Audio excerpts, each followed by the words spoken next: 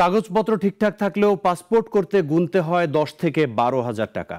বান্দরবানে passport করতে এসে ঘুষ নেওয়ার সময় আনসার সদস্যকে আটক করে বৈষম্য বিরোধী শিক্ষার্থীরা। আকাশ মারমার পাঠানো তথ্যচিত্রে ডেস্ক রিপোর্ট।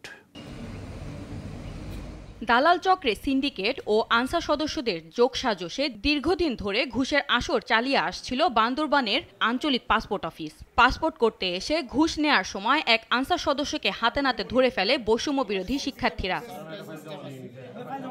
নানা অনিয়মে দুর্নীতি ও পাসপোর্ট করতে আসা মানুষকে হয়রানির দীর্ঘদিনের অভিযোগ ছিল পাসপোর্ট অফিসের বিরুদ্ধে।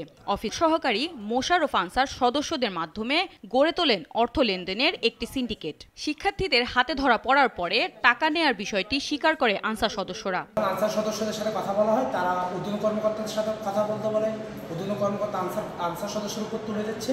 এটা আসলে একটা গোল চারকানের মধ্যে পড়ে যাচ্ছে। আনসার আনিস আমার কাছ থেকে 12,000 টাকা দাবি করছে। 12,000 টাকা দেওয়ার পরও উনি আমাকে পাসপোর্ট দিতে পারে নাই। 7টার এসে ওনাকে হাতে নিয়ে ধরে ফেলছে। আমি টাকা দরিয়ে নিয়ে নাই, ওনার থেকে জিজ্ঞেস করা ওনার টাকা ওনার হাতে, আমি তো টাকা দরিয়ে নিয়ে নাই। এদিকে জড়িতদের বিরুদ্ধে ব্যবস্থা ও পাসপোর্ট অফিসকে দালাল মুক্ত সহ অনিয়ম প্রতিরোধ গড়ে তোলার কথা জানান এই কর্মকর্তা।